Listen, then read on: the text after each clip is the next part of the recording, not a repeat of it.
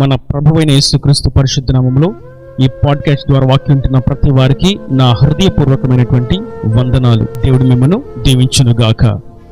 మత్తయి సువార్త 14వ అధ్యాయము 14వ వచనం. ఆయన వచ్చి ఆ జన సమూహమును చూచి వారి మీద కనికరపడి.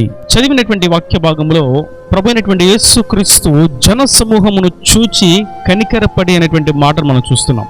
ఆయన ఒక అరణ్య ప్రదేశముకు ఏకాంతంగా వెళ్ళారు.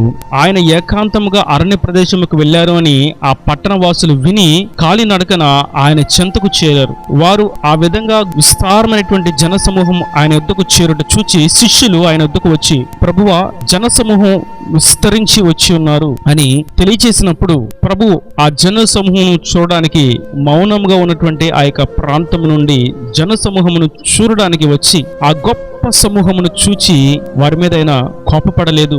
నన్ను ఎందుకు ఏకాంతంగా ఉండనివ్వట్లేదు అని ఆయన వారిని గద్దించలేదు. నన్ను మీరు మాటికి విసిగిస్తున్నారు అని ఆయన వారిని శపించలేదు. ఎందుకంటే ఆయన ప్రేమ స్వరూపి, కరుణా సంపన్నుడు. కాబట్టి వారిని చూచిన వెంటనే ఆయన వారి మీద కనికరపడ్డాడు. ఎందుకని కనికరపడ్డాడు? వారిని చూచినప్పుడు ఆయనకు ఎందుకు కనికరం కలిగింది అని చూసినట్లయితే మత్తయి సువార్త 9వ అధ్యాయము 36వ వచనంలో ఒక శ్రేష్టమైనటువంటి విషయాన్ని గమనిస్తాం. ఆయన ఆ జన సమూహములను చూచి వారు కాపరి లేని గొర్రెల వలె విసికి చెదరి ఉన్నందున వారి మీద కనికరపడ్డాడు. నేటి వాక్యం వింటున్నటువంటి నా ప్రియ సహోదరులారా, మన ప్రభువు ఎప్పుడు కూడా మనల్ని చూచి కనికరము చూపేవాడే. అయితే ఎప్పుడు కనికరమును చూపిస్తాడు, ఎప్పుడు వాత్సల్యతను చూపిస్తాడు, ఎప్పుడు ఆయన మన కొరకు సహాయాన్ని చేస్తాడు అని చూసినట్లయితే ఆయన చెంతకు, ఆయన సన్నిధికి మనము చేరినప్పుడు. ఒకవేళ ఈ జన సమూహం ఆయన చెంతకు రాకుండా ఉన్నట్లయితే ఆయన కనికరమును వారు చూచి ఉండేవారు కానీ కాదు. అయితే ఇప్పుడు ఒక ప్రాముఖ్యమైనటువంటి విషయాన్ని మనం గమనించినట్లయితే ఆయన కనికరము చూపితే ఏం జరుగుతుంది, ఆయన కనికరము చూపడం వలన వచ్చేటువంటి దీవెన ఏమిటి, ఆ కనికరములో దాగినటువంటి ఆశీర్వాదము, దీవెన, ఈవులు ఏమై ఉన్నవి అని మనం గమనించినట్లయితే మనం మొదట చదువుకున్నట్లుగానే మత్తయి సువార్త 14వ అధ్యాయము 14వ వచనం నుండి మనం చూసినట్లయితే ఆయన వచ్చి ఆ జన సమూహములను చూచి వారి మీద కనికరపడి వారిలో రోగులైన వారిని స్వస్థపరచెను. ఆయన కనికరపడుట చేత రోగులుగా ఉన్న ప్రతి వారిని ఆయన స్వస్థపరిచాడు. నేటి వాక్యం వింటున్నటువంటి నా ప్రియ సహోదరులారా, ఆయన కనికరం ఒకసారి మన మీదకు వచ్చిందంటే, ఆయన దృష్టి మన మీద ఉంచినట్లయితే ప్రతి రోగము నుంచి ఆయన స్వస్థతను కలుగు చేస్తాడు. ప్రతి బలహీనత నుండి ఆయన విడిపిస్తాడు. నెమ్మదిని, సమాధానాన్ని, సంతోషాన్ని కలుగు చేస్తాడు. కనుక ఆయన కనికరములు దాగినటువంటి మొదటి దీవెన స్వస్థత. వారు ఎంత అనారోగ్యంగా ఉన్నప్పటికీ, ఎంత బలహీనంగా ఉన్నప్పటికీ ఎంతో విశేషమైనటువంటి విషయం. మరియు ఆయన కనికరములో ఉన్నటువంటి రెండవ ప్రాముఖ్యమైనటువంటి విషయం ఏదనగా 15వ వచనం. సాయంకాలం అయినప్పుడు శిష్యులు ఆయన వద్దకు వచ్చి, ఇది అరణ్య ప్రదేశము, ఇప్పటికే ప్రొద్దుపోయెను. ఈ జనులు గ్రామంలోనికి వెళ్లి భోజన పదార్థములు కొనుక్కున్నట్టుకై వారిని పంపివేయమని చెప్పిరి. రెండవ అతి ప్రాముఖ్యమైనటువంటి అంశం ఏదనగా ఆయన వారికి చాలాసేపు అనగా సాయంకాలం వరకు శ్రేష్టమైన, ఉన్నతమైన, సత్తువ కలిగినటువంటి ఉపదేశముతో వారిని ఆత్మీయంగా పోషించారు. ఆత్మ సంబంధమైనటువంటి మాటలతో వారిని తృప్తిపరిచారు, వారిని ప్రోత్సాహపరిచారు. దేవుని రాజ్యం కొరకు సిద్ధపడాలని వారిని ధైర్యపరిచారు. వారికి అనేకమైనటువంటి లేఖనములను వివరిస్తూ వారి మనోనేత్రాలు వెలిగింపజేయబడినట్లుగా ఆయన వాక్యోపదేశాన్ని వారికి అనుగ్రహించారు. ఆయన మన మీద కనికరపడుట చేత మనకు శ్రేష్టమైన, ఉన్నతమైనటువంటి ఉపదేశాలు మనకు అందించబడతాయి. ఒకవేళ ఆయన కనికరము మన మీద లేనట్లయితే వాక్యాన్ని వక్రీకరించి, ఉన్న వాక్యాన్ని తప్పింపు చేసి మనుషులకు నచ్చినట్లుగా దాన్ని తిప్పివేసేటువంటి ఉపదేశాల యొద్దకు అపవాది నడిపిస్తాడు. అటువంటి దుర్బోధకుల యొద్దకు, అబద్ధ ప్రవక్తల యొద్దకు వారిని నడిపించి కనికరము చూపు ప్రభు యొద్ద నుండి దూరం చేస్తాడు.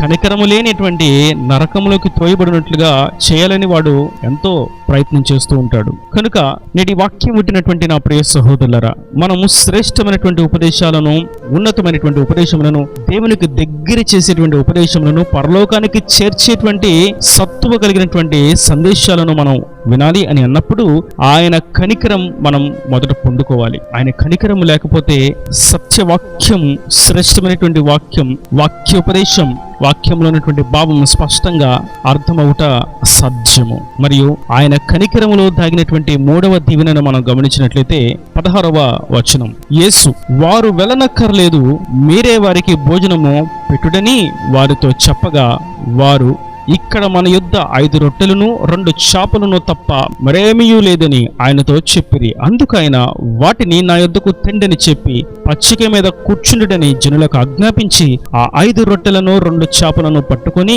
ఆకాశము వైపు కనులెత్తి ఆశీర్వదించి ఆ రొట్టెలు విరిచి శిష్యులకిచ్చెను. శిష్యులు జనులకు వడ్డించిరి. ఇక్కడ మనం గమనించవలసినటువంటి పాఠ్యం ఏదనగా, ఆయన కనికరం మన మీద ఉన్నట్లయితే మనము లేమిలో కూడా సమృద్ధిని అనుభవిస్తాం.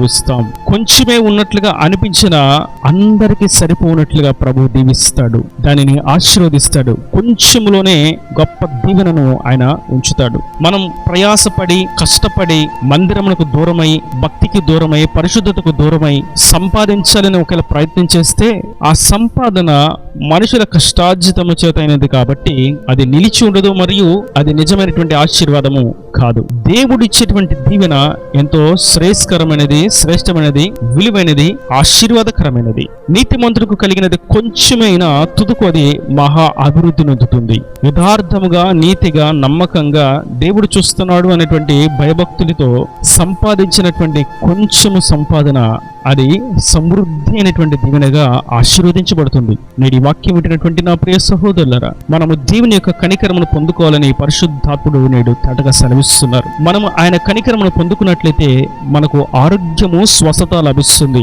మనము ఆయన కనికరమును పొందుకున్నట్లయితే ఆయన సత్యవాక్యమును మనం వినున్నట్లుగా ఆయన మన హృదయమును తెరుస్తాడు.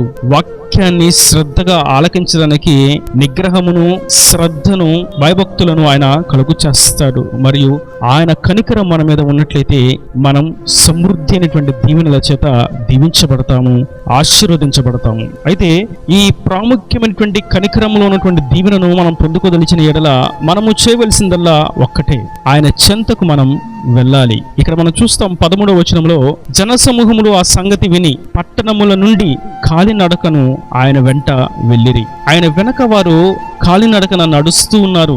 ఆయన కలవాలని, ఆయన చెంతకు చేరాలని, ఆయన మాటలు వినాలని, ఆయన చేత దీవెనలను పొందుకోవాలని, తండ్రి రాజ్యమును గూర్చి మరింత విశేషమైనటువంటి వివరణను తెలుసుకోవాలని, వినాలని ఆసక్తితో, తృష్ణతో ప్రభువును వెంబడించారు, ఆయన యొద్దకు వెళ్ళారు.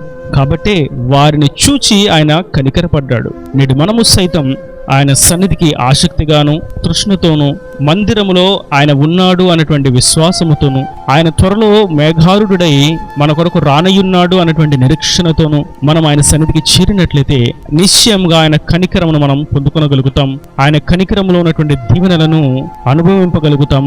ఆయన సాక్షులుగా ఈ లోకంలో ప్రజ్వలింపజేయబడగలుగుతాం. ఒకవేళ ఆయన కనికరం మనకు అక్కర్లేదు అని ఆయన సన్నిధికి దూరమైనట్లయితే, ఆయన సన్నిధికి రావడానికే కష్టముగాను, వెసులుబాటు లేదు అని అనవసరమైనటువంటి వాటి కొరకు మందిరంకు దూరం అవుతూ ప్రార్థన చేయకుండా కలిగినటువంటి లోటుపాట్లను బట్టి ఆలోచిస్తూ దేవునికి దూరమైనట్లయితే ఆయన కనికరం వారి మీద నిలిచుండుట అనేది అసంభవం. ఈ వాక్యము చేత మనం ఆయన సన్నిధికి, ఆయన కనికరం పొందుకోవడానికి రావాల్సిన వారమై ఉన్నాము.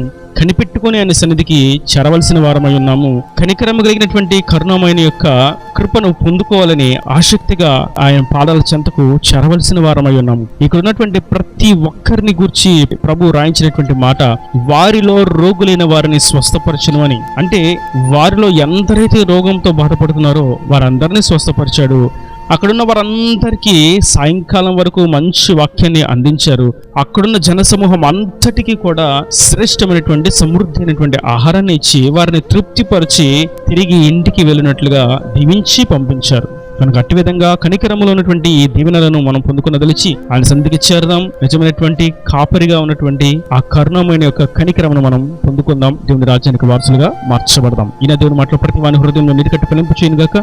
ఆమేన్. God bless you. పిల్లలు మంచి కన్నులు మూసినట్లయితే మీ కొరకు చిన్న ప్రార్థన. ప్రేమ స్వరూపి, కరుణ కటాక్షంగా నా తండ్రి, నా ప్రభువా, ఈ వాక్యం ఉన్న ప్రతి వారిని మీరు నిండాలుగా దీవించండి, ఆశీర్వదించండి. కాపరిని గొర్రెలను చూచి నీవు కనికరపడి ఉన్నావని, నీ యొద్దకు చేరిన వారిని చూచినప్పుడు నువ్వు కనికరపడతావని మీరు సెలవిచ్చారు. సెలవిచ్చారు. నీ కనికరములో ఆరోగ్యం ఉన్నదని, నీ కనికరములో ఉన్నతమైన ఉపదేశం ఉన్నదని, నీ కనికరంలో సమృద్ధి ఉన్నదని మీరు సెలవిచ్చి మాట్లాడిన ప్రతి మాటను బట్టి నీకు వందనాలు. ఈ వాక్యం ప్రతి వారిని మీరు కనికరించండి, మీరు కరుణించండి, వారిని దీవించండి, కావాల్సిన ఇవులను సమకూర్చి నీ రాకడ రాజ్యాన్ని సిద్ధపరచమని యేసు పరిశుద్ధ నామమున ప్రార్థించి పెట్టుకుంటున్నాను తండ్రి. ఆమేన్, ఆమేన్.